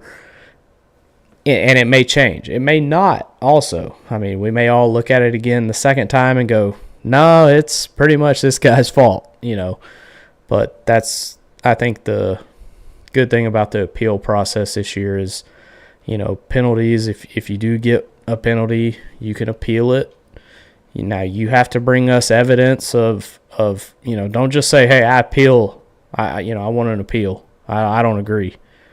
Yeah, bring us some evidence. Don't just say you appeal it and then expect us to go digging. No, show us, why do you think that penalty should be, lessened, and we'll take a look at it. But just for any drivers that are listening, this shit is not easy. No, it's not. Some people, have had the privilege or inconvenience of running a league before, but it's not easy even when you have 15 cars show up, much less fucking 41. I mean, it's nuts. And I'll tell you right now, Monday nights, I ain't staying up to watch them videos. If you're gonna be an idiot, I'm just gonna remove your fucking ass from the Monday night thing. It's just plain and simple. Yep. We're here to have fun. Sundays, the ultra competitive craps. Monday's gonna be fun. We're gonna come in the Discord. We're gonna joke. Hell, if somebody wants to play the music bot, play the music bot. I care less. I'll mute it, or I'll listen to it. I don't care. Monday's gonna be fun. We're not gonna get all heated about, hey, you wrecked me or something like that. Like I always say, I had the rule on Monday nights that, I try to get everybody that's multiple laps down to 1 lap down, if possible. It's kind of hard sometimes when, hey, if you're 6 laps down, I ain't getting you that many laps that quick. But I try to get you to 1 lap down so you could race for the lucky dog. If we don't have a huge field, you know me, I've thrown halfway cautions before just to, to bunch it back up, because this ain't, I don't have the Matthew Kent rule book of this wide. My rule book's that wide. Which, like I say, I don't mind. Like I said, I really think that the penalties for wrecking people has made a difference. I think the reason why Sunday has been cleaner than I expected is because people are afraid that they're going to get a penalty, which I think with 41 cars, you got to have that. With 15 to 20, I don't think you need it. I really don't think. But with 41, I get it. I mean, you got to do something to make sure that people, race with respect and stuff like that. So, I mean, I get that. And like I said, Monday nights we won't be like that, but like I said, if I see you being a dumbass, then I'm just ain't gonna let you stay. See ya. See ya. I mean, like I said, I think every admin has that ability to, if there's a bad apple, to say you're not running my league. I don't think they should kick somebody out of the Discord. I've had that issue. And that's your job, and that's Lurkin's job. Y'all are the owners. That's your job to kick people out of the Discord. That's not my job. That's not what I'm here for. There's a chain of command for a reason. Yep. Well, two things you talked about is respect and admins, and something that I've had. And I'll be completely honest with is, I've had admins in charge of series, and that includes Friday nights, as well as every other night. That, for me as, the owner and the president, I last year really struggled with that divide between this admin is my friend versus this admin is responsible for a league. And I feel like last year I let the admin is my friend kind of trump the admin is an admin. And so I do take a little bit of responsibility for what happened on Friday nights, just because, John Smeal is a good buddy of mine. And I'm not saying that fully, again, it's his series at the end of the day. TNT is Thomas Andrews' series. Friday is John Smeal. Saturday is Tristan and Tommy Withers. And if people hate that, if people don't want to race with the admin, guess what? You're not going to have people show up. And like I said, I hadn't had the biggest fields. And it's tough on Mondays to run after people ran on Sunday to come on Monday and run. And like I said, I've told people all the time, I don't care if I have 8 people. If I have 8 people that just want to go have fun, I'm cool with that. That's fine. We had 6 or 7 in dirt, and when I could run dirt back in the day, and we had fun. Like I said, it becomes a point where if the Discord is riled up by the way you're doing adminning, you better go look yourself in the mirror and go, I gotta change something. I've got to change something. I've got to look and say, oh shit, I got, I maybe need to say, hey, I need to apologize, or maybe not do it. Like I said, I'm not saying he doesn't need to do it. I'm just saying, when I had a Zach Millett who runs all sorts of leagues, go, I'm not going to run that league anymore. And I remember I messaged you about the rule that got changed right at the playoffs. I was like, you can't do that. Not when it's one thing if you ran 10 races. Okay, if it's a 10 race week, y'all ran every single week for weeks on end, and I was like, holy crap! Can you imagine if I put that man? And he didn't race every race. I get it. He didn't race every race, but he raced a lot of them. A lot. He obviously did. He had the most wins. And all of a sudden, you see a rule change like that that's going to affect you after you put that much time and effort in. And once again, when you're putting time and effort in, and you got kids, you're taking away time from kids, and maybe you didn't put them to bed that night because you were going to go run Friday night, or y'all didn't go to the movies or something like that. And I know he wound up not racing half the playoffs because he had stuff to do, but he didn't know. Maybe he wouldn't have raced the league at all. Maybe he would have said, I'm not going to race Friday nights because I'm not going to be here for this, and this for the playoffs. You need to know that ahead of time. You don't need to know that right as the playoffs are started. He felt like he wasted his time, and I get it. I mean, that's just, No, I agree. That's something that, again, look, last year, even like you look back like middle of last year, we had 4 owners, but Terry Gabbard was not really around, so we really had 3 owners. And then Thomas Andrews, stepped down as an owner. He's got a lot going on in his personal life with, he's got his he's married now, right?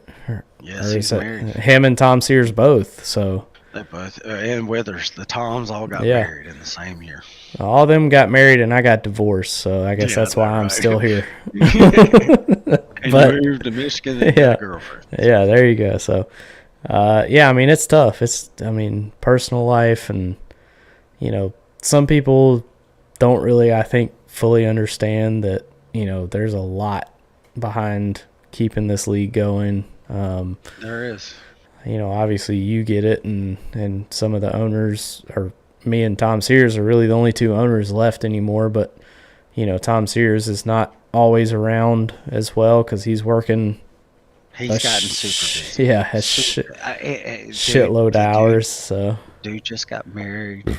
He's working like crazy. He's trying yep, to build a career. I mean, it's difficult. I mean, and like I said, it's where the admins had to step up of their leagues, yep, step up, try to make it easier on the owners, and leave the big stuff to the owners when things happen that are to the point that the owner needs to make a call yep, on stuff. But handle your league the best you can, and when the owner needs to, you know, decide, hey, this guy needs to leave the Discord. hmm, Oh, this guy needs to be, you know, dealt with, whatever. Then okay. So I yeah, mean, like I say, I know Sears has been busy. He'll eventually have some free time. Andrews, like I said, Andrews is like literally one of my best friends. Like literally, I've known Andrew since 2008. I mean, how many people on here have known somebody yeah, in this online community since 2008? Me and him, I've known. This will tell you, he was in high school, and I was in my early 20s when I went to his house, met his mom, stayed in his house, and went to the Turkey Derby in Wall Stadium up there in New Jersey. That's how long I've known him. I saw yeah, him go through college. He didn't race anymore, and I didn't really race anymore. Hell, I was married to my first wife when I knew him, and now I'm married to my second wife 9 years in, yeah, or 10, getting ready to be 10. hmm, Um, but I mean, like I said, I mean, just me and him, and dude, the dude has made a business out of selling die casts. Like, I mean, yeah, the dude is unreal with selling die cast and stuff like that. It's cool as crap. I hate die cast personally, but he loves it. Other people love it. I'm glad for him. I hope people buy a shit ton of die cast from him and stuff like that. Um, I mean, it's just like I said, it's cool as crap to see him build a business. Honestly, he takes the money and uses it toward not all of it, but a lot of it toward TNT, which is cool as crap. Um, I think that's cool. He gives back. The more he sells, the more he tries to, increase the purses and stuff like that. And I pitched in this year. I wanted to pitch in, even though I don't run TNT, and wanted to, give some awards out and stuff like that. I wanted to give awards out to people, maybe not necessarily that win every week or win a championship, but more through the field. Because I think through the field always is yeah, important, because hey, that may keep a guy who is 15th in points who keeps racing. hmm, Who goes, I'm not going to show up this week because I'm 15th in points. No, I want that guy to stay. I want that guy to be interested in the yeah, league throughout the year, because, hey, I may get money for, you know, for the hard luck award. I know it's only $5, but hey, $5, it could hmm, buy, you get enough of those things, it could buy you something on iRace and eventually a track or something like that. So, yeah. you know, Hey, I won it the first week when Mayo yeah, you did. ass-ended me. Oh, man. Love Mayo. He But yeah, shot it on you my. you talk a little bit about respect, and I'll talk about respect, and then I'll ask you one more question, and we'll try Okay. and close this thing down. But yeah, the respect thing, man. Some days when I'm at work, the Discord is just nice and calm, and then some days, whoa, that Discord is Some days ain't Norton wild. sure Yeah, something. I mean, and Now listen, that's that respect thing. I mean, I so I love Aiden, and Aiden I do gets too. underneath I people. mean, Aiden gets underneath people's skin. If you just ignore Aiden, it won't matter. Now, yeah, granted, I've ripped Aiden because guess what? I felt like there were times that he was disrespecting ARCS as a whole, and you know me, I'm about ARCS before I'm about anything else. But yep. I've sent him private messages. Can you shut the fuck up? I mean, but I've learned that Aiden's gonna talk anyway, no matter if I tell him that. And if you just ignore him and don't like feed in, like he enjoys it. There are people that enjoy that, you know, they enjoy that. So if you don't feed into it, just let him be him and just let him go on, let him type. Guess what? You'll be all right. But there are times that I know that's the big thing. I see it all the time. People going nuts Oh, over what Aiden said today and what Aiden didn't say. And guess what? He's going to go to the Air Force. Y'all have a party. We'll have a party for him to go to the Air Force, and y'all can all scream and love, you know, have a happy life and stuff like that. And the Discord will be a little bit quieter. Maybe somebody else will step in and probably fill in his shoes. Somebody always does. There's always that person who's going to ruffle feathers, and people are going to like it. But I mean, I'm like, hey, listen, people are gonna talk. You know, this year you have the ability to not comment.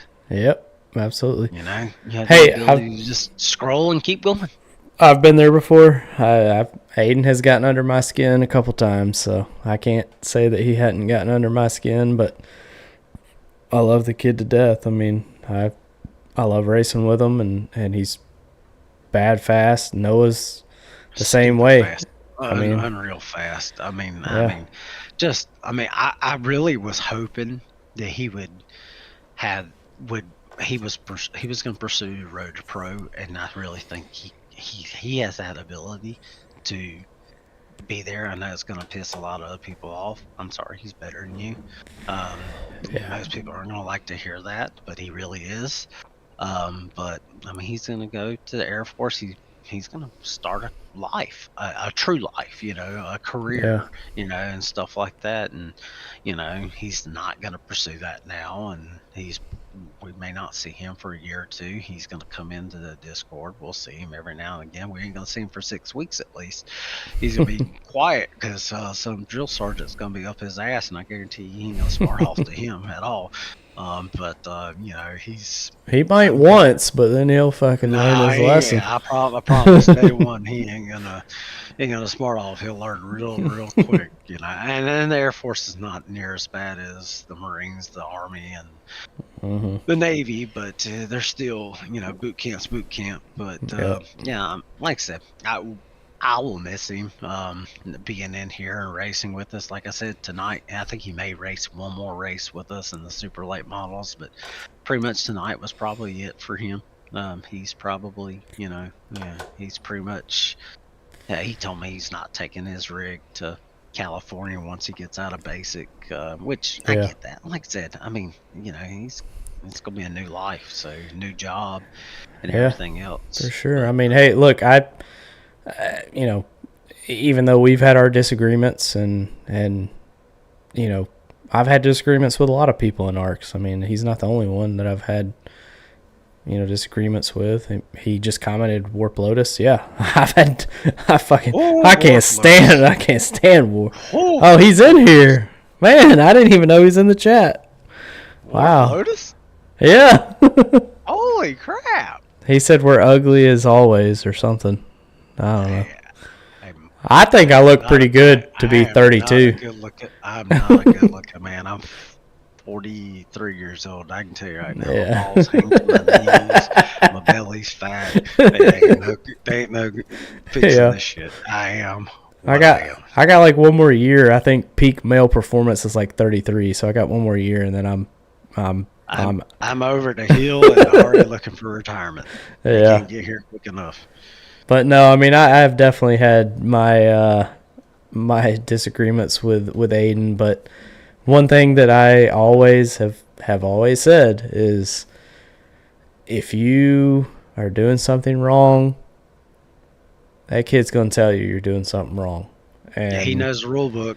Like, I mean, he's gonna find what you screwed up. I honestly think Matthew Kent's 500-page rule book is because of Aiden Norman. It was. I'll be 100% honest. That's why we built it that way. I mean, it was. Oh yeah.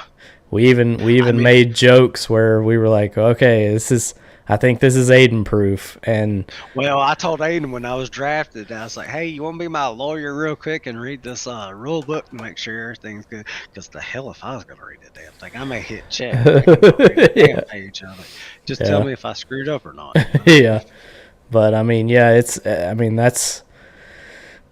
that's where, you know, I struggled last year. Obviously, you know, I left the Discord last year for about a week, just because it got to the point where I couldn't take it anymore. I mean, it was mentally, I was not in a good place. I remember sending you a message about, where the hell are you going? You ain't going nowhere. Come back. You know? Yeah, I mean, I get it. I mean, I've left it before because I've gotten so frustrated. I think I left it because just tired of I mean, it wasn't anything to do with me. It was to do with the fact that it was just stupid. And I was like, what the hell, or what rabbit hole are we headed down now? I mean, it's just like dumb. I mean, I left it just because I was pissed off at the community altogether. Yeah. Yeah, no, I agree. I mean, I was in that same place, you know, mentally just not well, and there was a lot going on, and I feel like now I'm in a lot better place, you know, mentally, and physically. I've lost almost 20 pounds since I moved to Michigan, so, you know, physically in a little bit better shape. You can probably see it in my face a little bit. You know, I can tell. Yeah, I'm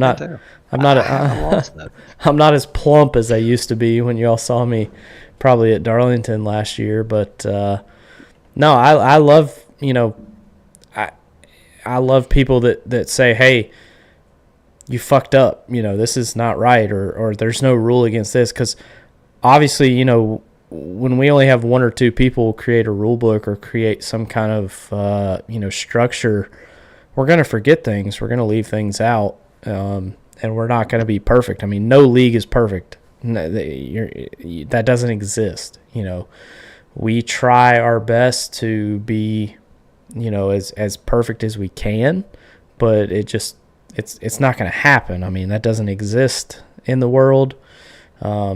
Never has, never will, but we try and, you know, Rick James said Miss Painter cameo.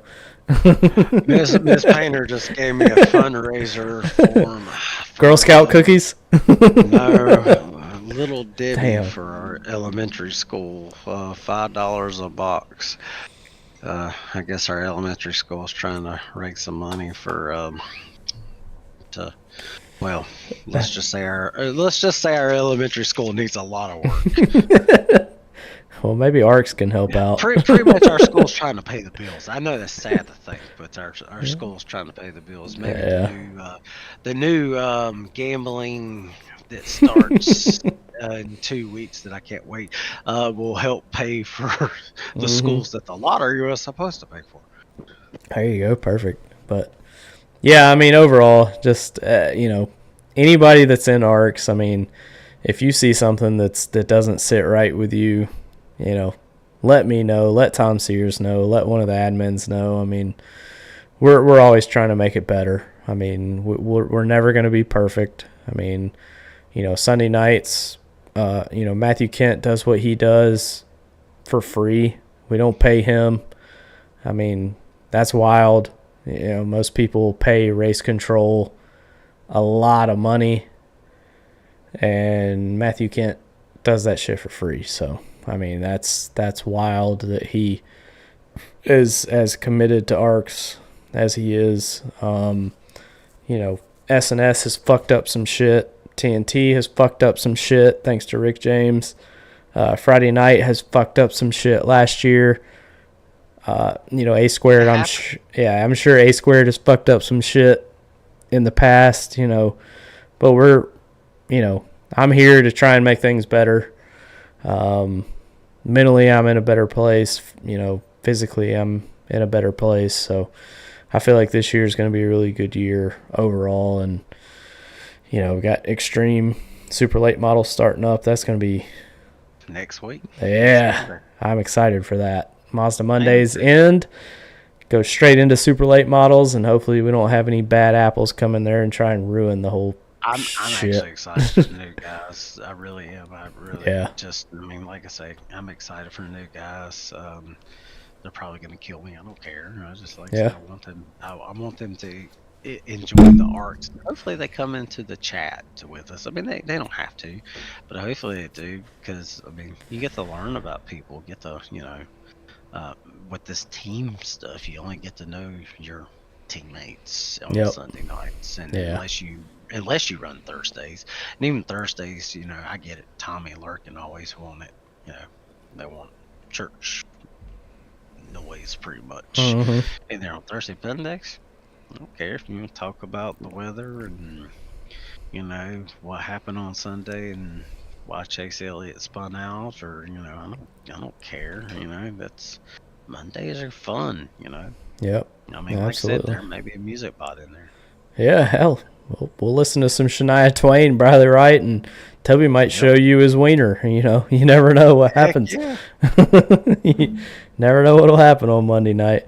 All right, so I got one last question, and then we'll wrap this thing up because I got to go to work tomorrow, and I'm sure everybody's probably tired of listening to us. But I'm gonna ask you this question, then I'm gonna mute my mic because I have to piss again, so I don't want to All right. get Toby hard again. But Ooh.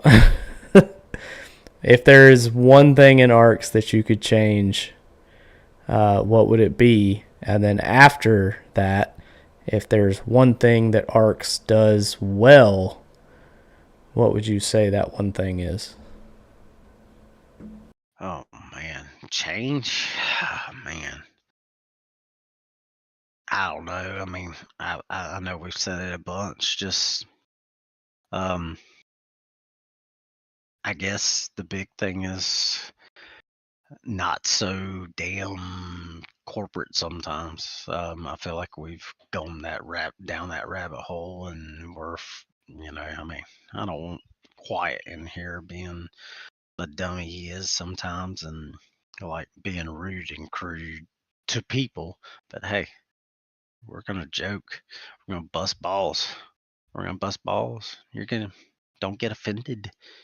You know, it's our getaway from corporate world. So, I mean, if I say Toby's gay, don't mean I hate gays. I'm just, that's our way of just saying, you, you're a dummy.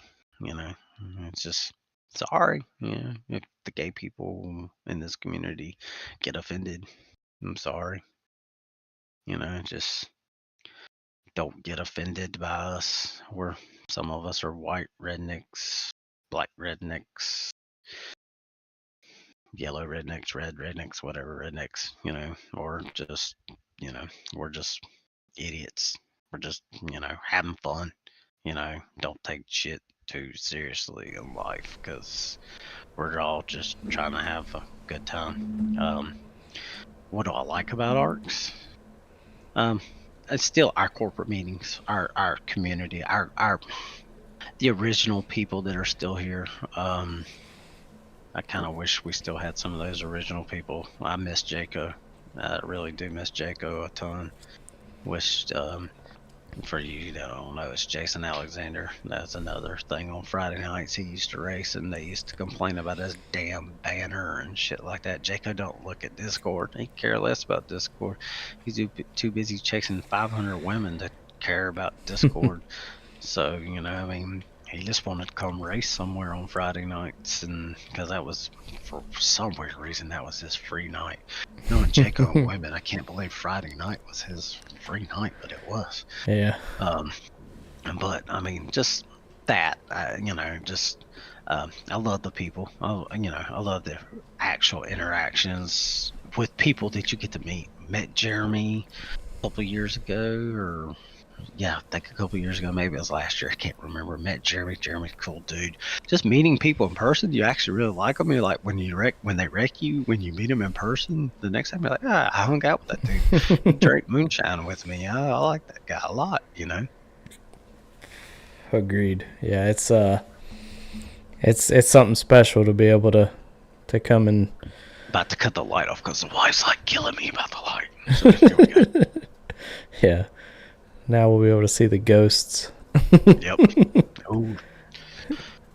Yeah, it's something special. I mean, when you race a lot of these people week in and week out. That's one of the reasons why I kind of started this podcast is, a lot of people don't know, they've never seen some of these people. Obviously, a lot of people know me and you, they've met us, but people like Connor Knowlton or people like Terry Freer, even my cousin Cody. I mean, you know, he's Dale, only Dale Murkowski. Yeah, Dale. I mean, that was that is still to date.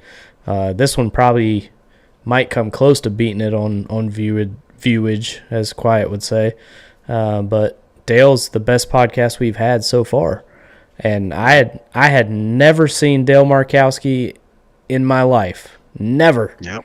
And damn if that wasn't one of the best podcasts that I've done. I mean, hell, I talked to Dale. I felt like he was my brother, you know, just talking to him and chatting, and I never would have thought that would have happened until I did that podcast with him. And that's why I want to get, you know, if you're listening and you're not in the podcast Discord, shoot me a message.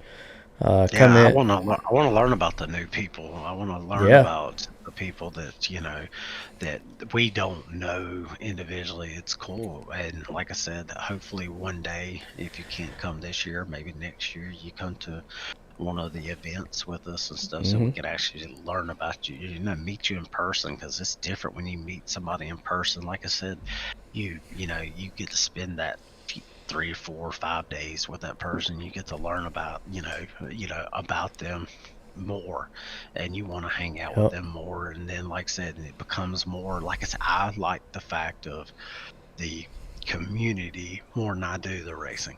Yeah, for sure. And most of the time we usually get along pretty well. There was a couple times where I might have wanted to clock Mayo in the face, or at Talladega, you know, Davey slept it. Davey was not a fan because he left people stranded. Yeah, and then Davey fell asleep in his truck and woke up at 3 a.m. and his truck alarm went off right outside of my bedroom and woke me up at 3 a.m. and I was already drunk. So, yeah, Davy Jones, suck a wiener, you chode. I don't even know if I can say that on YouTube, but who cares? Yeah, banned forever. All right, well, we'll throw it to you. You have any closing statements? You got open floor. No, not really. Just like I said, I'm excited about where we're going. Hope, like I said, I hope the new people that come in want to be here for the community as much as the racing. I kind of miss the community part of it. I feel like it's kind of lost a little bit of its luster a little bit. It's not as you know, hell, we used to have like 10, 15 people, you know, just in there on a Sunday watching the race and stuff like that. You know, that's the kind of stuff I enjoy as much, like I said, is going out there and going to race a race. You know, just like I said, hopefully you're here for the community as much as you are for the racing, and just hope to see you on the track, and look forward to this season. Absolutely. Yep. It's definitely a community before anything else, and anytime that we step over that boundary is when I kind of get upset too. So I'm 100% on the same page. Oh yeah. By the way, the person who ratted you out about the setups, if I ever find out who you are, you don't want to see me. I promise. Yeah. Trust me. You don't want to see me either, because you don't want to see me first. That still pisses me off to this day. So if you ran an A² last year and you sent a message about us using setups, fuck you and fuck your mom. Yep. All right, buddy. Well, appreciate you coming out. My dog's going crazy over here. It was a hell of a podcast. I knew it would be. Love talking to you. I mean, hell, we could go for another hour or two, but I know. I got to get to bed. So I hear you. I'll let you leave the Discord, and I'll close it out. And but again, thank you for coming out. Thank you for everybody that was in the chat and watched, and whoever may watch throughout the week. It was a hell of a podcast. Thank you, Dustin Painter, and hopefully I'll see you in Atlanta later this year. Yeah, I'll be there. See All ya. right. See you, man. That was Mr. Dustin Painter for a special Monday episode, and it was a good one. Love talking to Dustin. Appreciate everybody tuning in again in the chat and in Twitch, on YouTube. Make sure you share it. We'll try and break some records with this one, but just overall a great podcast. So thank you all for tuning in. We're trying to do the best we can here in ARCS. We don't do everything perfectly, but by God, we're giving it our best. So thank you all for tuning in, and we'll have Seth Wansing, Mr. two-time A-Squared Cup champion, Seth Wansing, on Friday night at probably about 9 p.m. Eastern as well. So make sure y'all tune in for that one. But thank you all for showing up and being a part of the chat. We'll see y'all on Friday at 9 p.m. Eastern with Seth. Until then, stay on that loud pedal.